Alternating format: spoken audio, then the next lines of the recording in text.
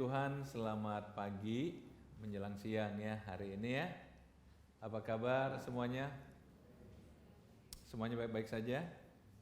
Puji Tuhan. Kita sudah ada di minggu terakhir di bulan Maret. Ya, dalam hitungan beberapa hari ke depan kita di bulan April ya. Puji Tuhan. 3 bulan udah kita lalui tahun ini, tentu dengan berkat Tuhan, dengan pertolongan Tuhan, dengan berbagai pengalaman-pengalaman di sepanjang tahun 2022 di awal atau katakanlah di 3 bulan pertama. Saya sangat percaya segalanya akan berjalan dengan lebih baik. Saudara-saudara, hari ini saya ingin ajak kita merenungkan satu bagian dari firman Allah tentang insecure atau gelisah ya. Setiap orang pasti punya pengalaman yang namanya insecure. Tentu dengan berbagai alasan, dengan berbagai penyebab. Rasa gelisah, rasa cemas, atau berbagai hal terjadi di hidup kita. Itu bisa terjadi. Saya coba mencari tahu sebenarnya apa sih yang termasuk dalam rumpunnya insecure ini atau gelisah ini. Itu bisa juga orang yang selalu merasa khawatir, perasaan tidak tenang, bahkan akhirnya bisa kalau nggak dikendalikan jadi depresi, ya. Akhirnya bawaannya marah-marah, tegang, dan berbagai hal. Mungkin saudara bisa menjabarkan dengan lebih luas. Setiap kita pasti tidak terkecuali pernah mengalami yang namanya gelisah. Penyebabnya ya bermacam-macam, bisa karena penyakit barangkali, bisa karena bisnis, bisa karena persoalan dengan seseorang, dengan keluarga, dengan siapapun. Tapi menurut kita tuh gak tenang, kita tuh gelisah, kita merasa tidak aman. Tetapi saudara, saya coba membagi kegelisahan ini sebetulnya objeknya itu paling tidak dalam 2 kategori besar. Yang pertama adalah objek yang tidak jelas. Kita gelisah atas sesuatu yang sebenarnya tidak nyata.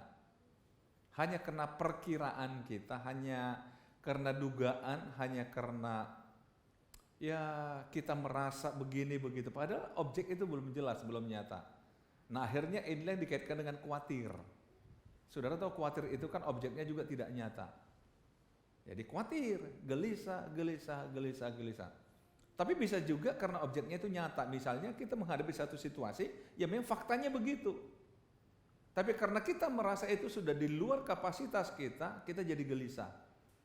Misalnya orang yang ingin mencari kerja ya, dikatakan pada saat interview, pas saat menunggu di ruang interview, menunggu masuk ke ruang interview, pasti ada rasa gelisah gitu ya.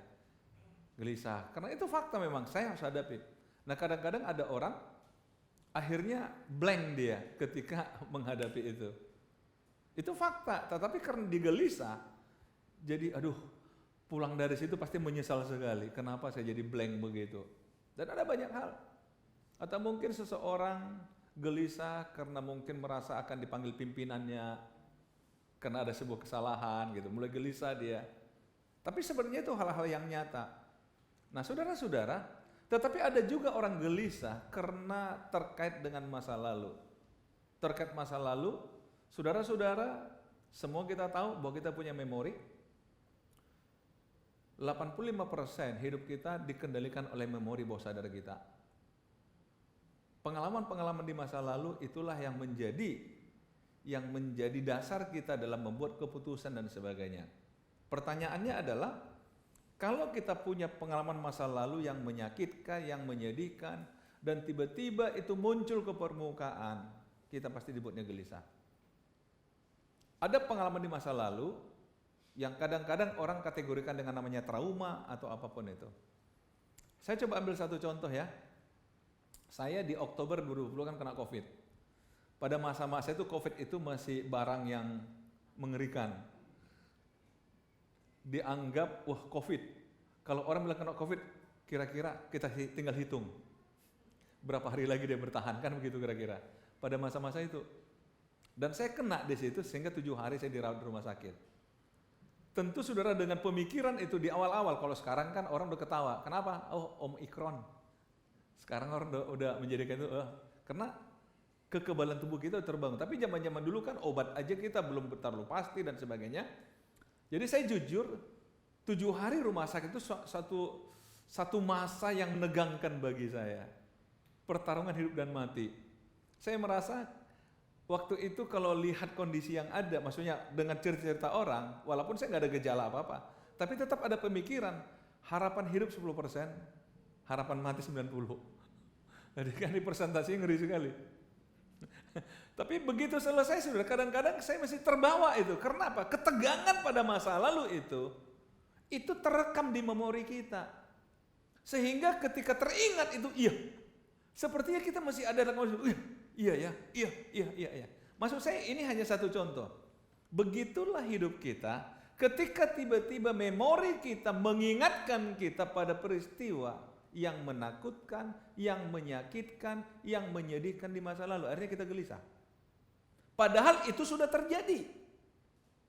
Itu sudah masa lalu dan itu sudah selesai. Tapi anehnya kok masih bisa mempengaruhi kita.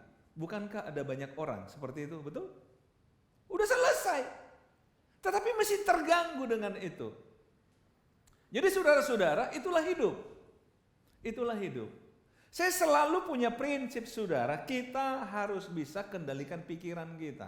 Karena kalau kita bicara insecure sebenarnya itu lebih banyak permainan pikiran. Kalau kita bicara tentang kegelisahan, rasa tidak aman, cemas, itu lebih banyak kepada permainan pikiran.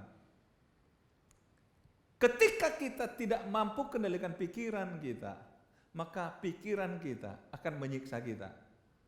Sorry, saya pakai istilah menyiksa biar lebih seru. Saya nggak mau pakai kata mengganggu, tapi menyiksa saudara. Karena saya pernah baca satu kata bijak mengatakan pikiran kita bisa menjadi teman, tapi juga bisa menjadi lawan yang menakutkan. Nah, saudara tergantung. Saudara mau jadikan pikiran sebagai lawan atau sebagai teman? Nah, gimana caranya? Ya, nanti kita belajar. Setidaknya kita belajar dari pengalaman hidup dari seorang Daud, Raja Daud. Raja Daud saudara tahu orang yang dekat dengan Tuhan. Bahkan dikatakan dia yang buat statement hanya dekat Allah saja aku tenang. Dia juga mengatakan Tuhanlah gunung batuku, Tuhanlah keselamatanku, Tuhanlah gembalaku dan berbagai hal. Tapi ternyata dia pun tidak luput dari kegelisahan. Mari coba kita lihat dari Mazmur 55. Hatiku gelisah, kengerian maut telah menimpa aku. Aku direnung takut dan gentar. Perasaan seram meliputi aku. Wow, curhatnya Daud ini. Lihat, hatiku gelisah. Kengerian maut telah menimpa aku. Saudara tahu artinya kengerian maut? Berarti ini dikatakan lembah bayang-bayang maut. Ya, saya bayangkan kengerian maut waktu saya kena COVID itulah. Kira-kira begitulah kengerian maut itu. Kengerian maut rasanya iya. Saudara-saudara, kengerian maut. Aku direnung takut dan gentar. Perasaan seram meliputi aku. Saudara bisa membayangkan kalau kata-kata ini saudara gabungkan dan ada pada diri saudara, kira-kira seperti apa kondisi saudara? Gelisah, kengerian maut, kemudian direnung takut dan gentar, perasaan seram meliputi aku. Berarti ini kondisi sangat serius, setuju? Saudara bisa bayangkan. Mungkin saudara belum pernah punya pengalaman sampai seperti ini, tapi Daud dia gambarkan bahwa dia pernah punya pengalaman, hatiku gelisah, kengerian maut telah menimpa aku. Aku direnung takut dan gentar, perasaan seram meliputi aku. Saudara-saudara yang kasih Tuhan, ini yang saya katakan tadi, kadang-kadang kita tidak menduga ada hal-hal dalam hidup ini membuat kita atau memposisikan kita pada posisi itu. Mungkin ada tekanan dari mana-mana, tekanan pekerjaan kah? Tuntutan pekerjaan kah? Atau tekanan dari teman-teman yang dekat dengan kita kah? Atau apapun itu. Dan ketika kita merasa tidak mampu, maka kita akan ada di posisi seperti kengerian luar biasa. Kengerian luar biasa. Saya nggak tahu, ada nggak di antara saudara, mungkin ini berlaku pasti bagi orang yang aktif, bekerja begitu, rasanya beban kerja begitu luar biasa, sampai saudara merasa kayak begini mati saya. Ini biasanya bagi orang yang aktif, saudara. Mati saya kalau begini. Mana mungkin saya bisa kerjakan ini semua. Karena apa? Semuanya dalam pikiran numpuk jadi satu, bulat begitu. Akhirnya sudahlah. Nah, orang begini akhirnya bisa depresi.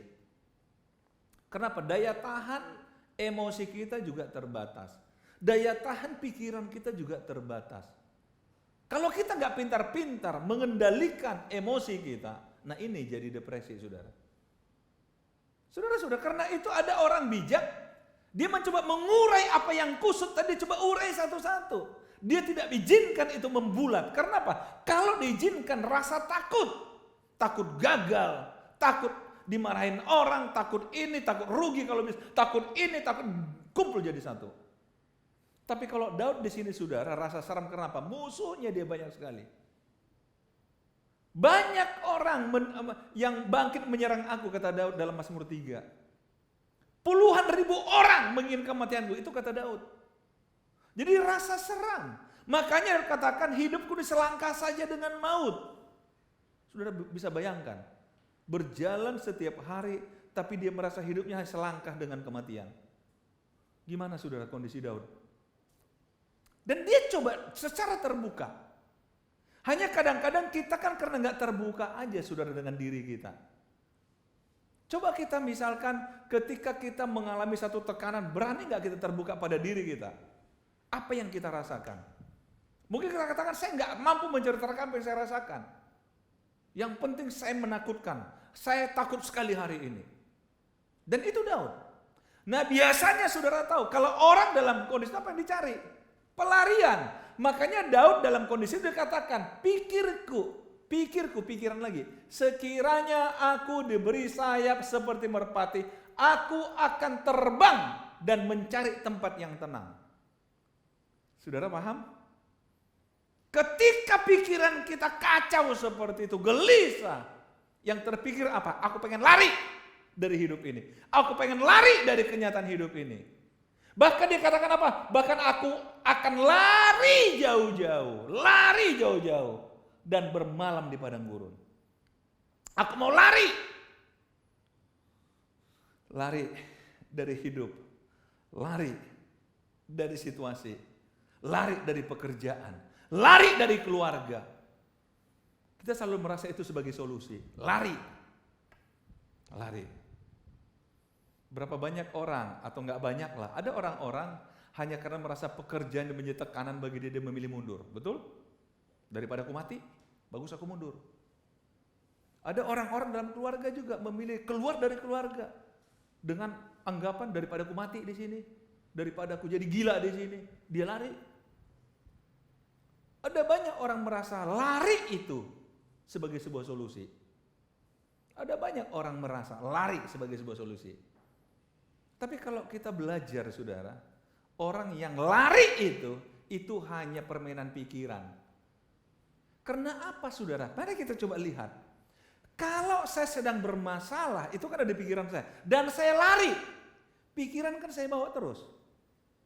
Apa bisa saya tinggalin pikiran saya? Nggak bisa. Berarti kemanapun saya pergi terbang tinggi, pikiran saya yang khawatir, yang cemas tentu tetap ada. Kemanapun saya pergi, itu pasti terbawa oleh saya. Oleh karena itu saudara, lari itu bukanlah sebuah solusi. Hanya aku berpikir, pikirku, betul? Itu kadang-kadang pikiran kita sudah bisa liar. Pikirku, seandainya, pikirku, seandainya. Tapi ternyata apa?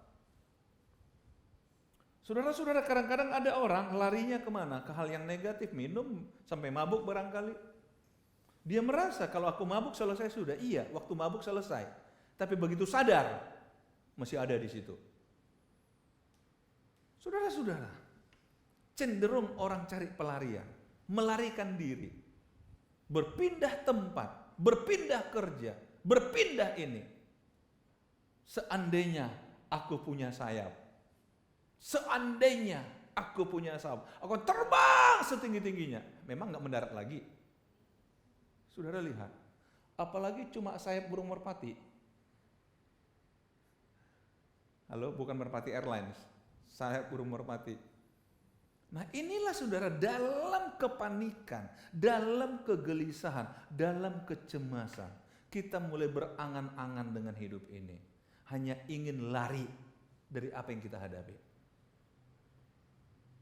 Tuhan bukan begitu caranya. Tuhan ingin kita selesaikan semua masalah kita. Sambil satu contoh saudara di Alkitab, Musa dicatat dalam Alkitab, dia sudah belajar semua ilmu di Mesir. Sampai dikatakan dalam Alkitab, dia berkuasa dalam perkataan dan perbuatan. Waktu dia masih di Mesir. Dengan kapasitas itu, dia mencoba menolong umatnya Israel. Singkat cerita, ketika sama orang Israel berkelahi, dia mau jadi penengah. Tapi mereka menolak dia. Siapa yang mengangkat kau hakim atas kami? Wah, dia merasa yang katanya berkuasa dalam peran perbuatan kok ditolak. Walaupun dicatat dalam Alkitab, dia akhirnya sampai laporan kepada Firaun, Firaun cari dia. Tapi menurut saya, ketakutan dia bukan hanya pada Firaun, tapi dia sedang kecewa berat. Kenapa umatku yang ingin kubantu sendiri menolak aku? Ada kekecewaan, dia memilih tinggalkan Mesir. Tinggalkan Mesir. 40 tahun lamanya dia tinggalkan Mesir. Dan hidupnya berubah total. Dari seorang yang tinggal di istana sebagai putra yang diangkat oleh putri Firaun. Semua kemewahan dia tinggalin semua. Dan dia memilih pergi di padang belantara menjadi gembala ternak. Betul? Jauh sekali. Tapi bagi dia itu lebih baik. Itulah sebuah pelarian dia.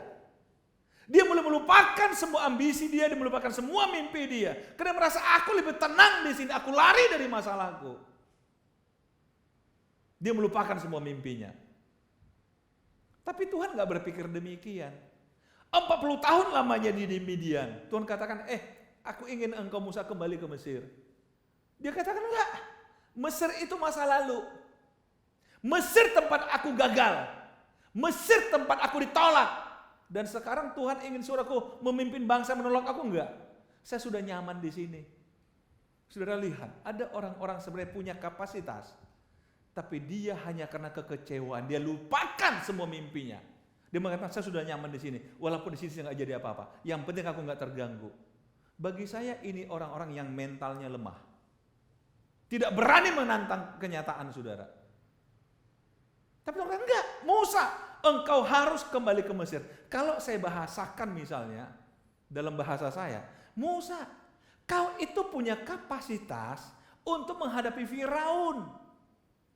Memimpin jutaan orang, bukan memimpin di sini. Dan aku enggak mau kompetensimu itu hilang begitu saja. Tapi kadang-kadang orang katakan, enggak apa-apa, aku lupakan mimpiku. Aku sudah nyaman di sini. Saudara, ini yang terjadi. Coba saudara lihat. Kalau ada orang, maaf, saya tidak sedang menilai status sosial. Ada orang-orang hidupnya susah, tapi dia sudah merasa nyaman dengan kesusahannya. Ketika kita ajak dia maju, dia katakan, tolong jangan ganggu saya. Saya sudah nyaman dengan kondisi saya. Betul? Saudara pernah ketemu orang begitu? Kita kata, kamu itu punya potensi. Aduh, udah. Itu tinggal masa lalu. Saya sudah nyaman di sini. Tolong jangan ganggu saya. Inilah mentalnya Musa. Saya anggap itulah yang terjadi. Makanya dia betah 40 tahun di situ. Enggak ada upaya kembali ke Mesir. Tapi Tuhan paksa dia. Kenapa? Lari jauh-jauh. Lari jauh-jauh. Bermalam di padang gurun, di padang Midian. Lari jauh-jauh. Saudara, mungkin kita bisa lari. Tetapi bagaimana dengan potensi kita yang diberikan Tuhan? Hanya gara-gara kegelisahan, hanya gara-gara kecemasan, hanya gara-gara kekhawatiran, akhirnya kita bermain aman. Saudara-saudara, bagi saya itu dosa pada Tuhan. Tidak semua orang mungkin punya kapasitas seperti kita. Tapi kalau hanya gara-gara kita takut dan kita tinggalkan, dan tidak gunakan kapasitas itu untuk sesuatu yang besar, bagi saya ini satu kejahatan. Sama dengan, ingat, Tuhan kasih 5, 2 talenta, betul? Ketika 1 talenta dia kubur, apa kata Tuhan? Kau itu jahat. Setuju saudara? Kau itu jahat. Hanya karena merasa aku ingin aman. Aku ingin aman, aku gak mau disalahkan. Memang aku dapat, tapi aku sengaja kubur. Nah ini bagianmu. Saya gak rugikan kamu. Tapi Tuhan katakan itu jahat. Nah saudara-saudara, pelarian bukanlah sebuah solusi. Amin saudara. Terbang tinggi bukan sebuah solusi. Dari kegelisahan, dari rasa insecure saudara. Kalau gitu gimana? Apa yang harus kita kerjakan? Mari kita tetap belajar pada Raja Daud. Akhirnya dia katakan begini ayat 17. Tetapi aku berseru kepada Allah dan Tuhan akan menyelamatkan aku. Aku berseru kepada Allah dan Tuhan akan menyelamatkan aku. Dari mana? Dari kengerian tadi, dari ketakutan tadi, dari kegelisahan tadi. Dia tahu. Walaupun tadi dia curhat di depan, dia jujur pada dirinya. Tapi kemudian dikatakan, tetapi aku kembali kepada Tuhan, berseru kepada Tuhan. Aku berseru kepada Allah dan Tuhan akan menyelamatkan aku. Di waktu petang, pagi, dan tengah hari aku cemas dan menangis. Dia jujur. Dan ia mendengarkan suaraku. Artinya apa? Kapanpun aku cemas, kapanpun aku menangis, tapi saat aku berseru kepada dia, dia dengarkan aku. Saudara, boleh menangis, tapi tetap menangis kepada Tuhan. Amin. Berserulah kepada Tuhan. Dalam kepanikan saudara, berserulah kepada Tuhan. Itu Daud katakan, aku berseru kepada Tuhan. Dalam kekhawatirannya, dalam ketidakmampuan dia untuk bisa memikirkan sesuatu. Saudara tahu tekanan paling berat bagi Daud adalah ketika dia merasa berbuat yang baik, tapi kok dia dimusuhin. Ketika itu sudah terjadi ketika dia masih menjadi prajuritnya Saul, betul? Dia buat Saul berhasil, tapi dia dimusuhi, bahkan ingin dibunuh. Bagi dia kan ini kenapa? Apa yang salah dengan saya? Kalau dia bersalah ingin dibunuh, barangkali katakan ya wajar. Tapi kalau dia berbuat baik, ingin dibunuh. Anak kandungnya menginginkan kematiannya. Apa yang salah di hidup ini? Apa yang salah? Maka dia katakan, siang hari, petang hari, pagi hari, aku menangis. Tapi aku berseru kepada Tuhan. Amin saudara. Artinya apa? Kapanpun kegelisahan itu ada pada dirimu. Daud katakan, yuk berseru kepada Tuhan yuk. Berseru kepada Tuhan. Berseru kepada manusia, saudara, bahaya. Curhat pada manusia bahaya, bocor. Masalah kita dibahas. Bukan, padahal masuk kita, aku cerita supaya kamu doakan saya ya. Tapi kenyataan seringkali orang bahas masalah kita, betul? Akhirnya tiba pada kesimpulan kita yang salah. Sakit saudara. Inilah namanya udah jatuh ketimpa tangga. Tangganya ada pakunya, nancap di kepala. Akhirnya kita katakan, nyesal aku cerita sama kamu.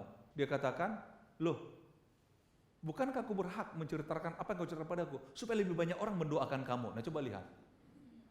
Halo? Alasannya rohani sekali, betul? Supaya lebih banyak orang berdoa untuk kamu. Padahal, ya sudahlah. Abaikan itu saudara. Kepada siapa harus berseru? Pada Tuhan. Pada Tuhan, gak usah lari saudara. Hei kaum laki-laki, biasanya kalau ada masalah kan keluar dari rumah kan? Halo, kemudian kumpul sama teman. Nah, kali ini saudara masuk kamar, berseru sama Tuhan. Ini yang biasa lakukan oleh kaum wanita, betul? Kalau kaum wanita punya masalah, mereka masuk kamar berdoa. Benar nggak? Nggak juga ya? Pergi shopping ya? Zaman sekarang katanya enggak, sekarang zamannya pergi shopping kalau ada masalah. Emang gua pikirin gitu kan? Yang pikiran adalah bagaimana untuk shopping. Oke. Tapi kembali saudara, ini hal yang pertama kita lakukan, tetapi aku berseru kepada Allah.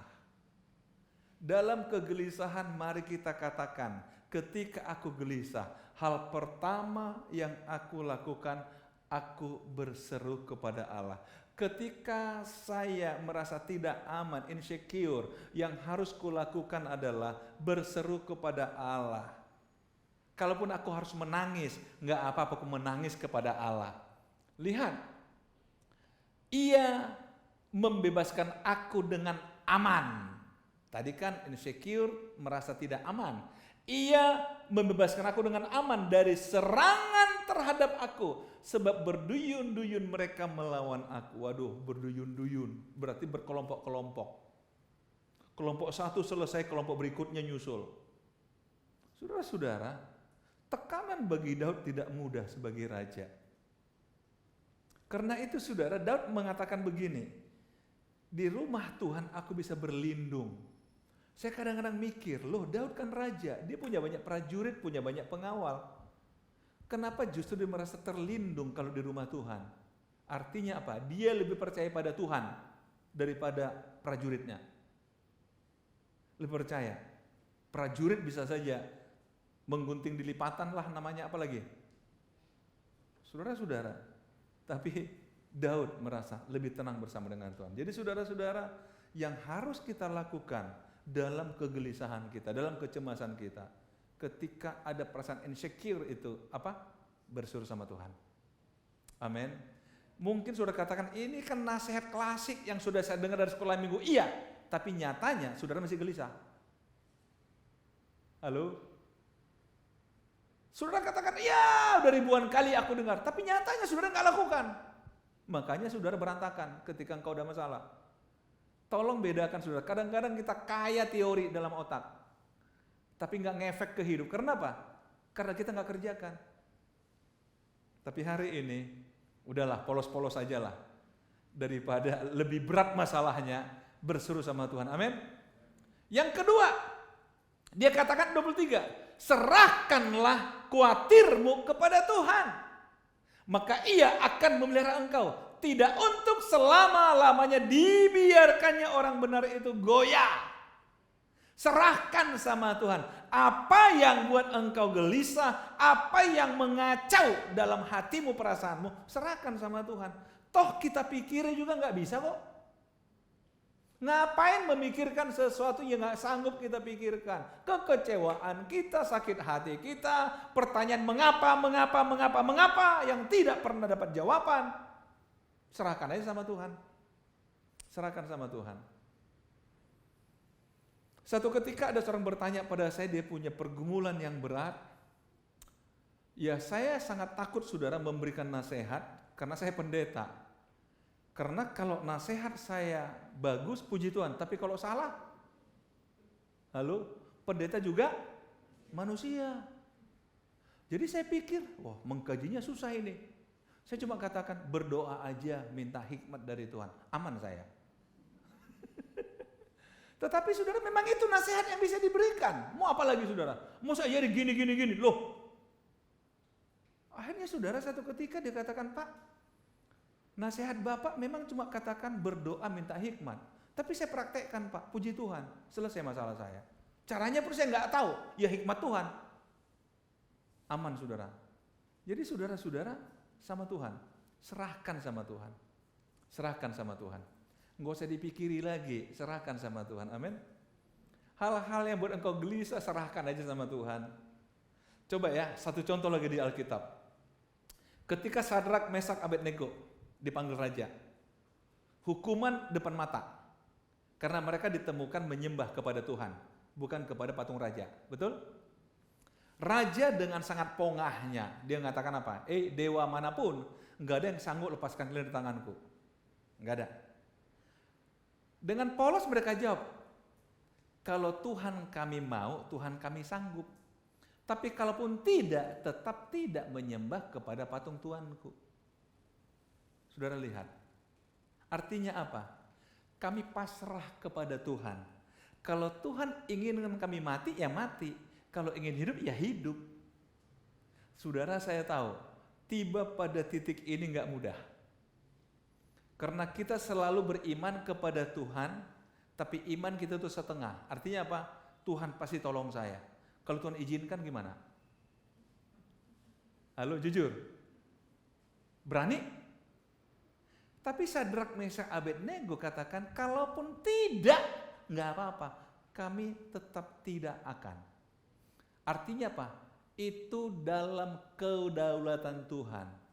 Kalau Tuhan ingin selamatkan kami, pasti selamat. Kalaupun tidak, itu dalam kedaulatannya Tuhan. Berani nggak? Itu artinya menyerahkan. Kalau aku percaya Tuhan pasti tolong, ternyata nggak ditolong. Seperti yang mau saudara. Saudara mulai kecewa lagi. Kecewanya jadi double. Saudara salahkan lagi ayat ini. Saudara-saudara, akhirnya tadi sudah kecewa pada hidup, sekarang kecewa sama Tuhan. Tolong, serahkan, tergantung Tuhan. Kalau Tuhan izinkan kita masuk dalam situasi itu, pasti Tuhan punya cara. Tuhan punya rencana, amin. Hari ini bagaimana mengatasi insecure saudara, kegelisahan, kecemasan, apapun itu. Perasaan takut, seram, mau mati karena sebuah situasi. Hanya dua hal yang nasihat firman Allah. Berseru kepada Tuhan. Yang kedua, serahkan sama Tuhan. Tuhan Yesus memberkati kita.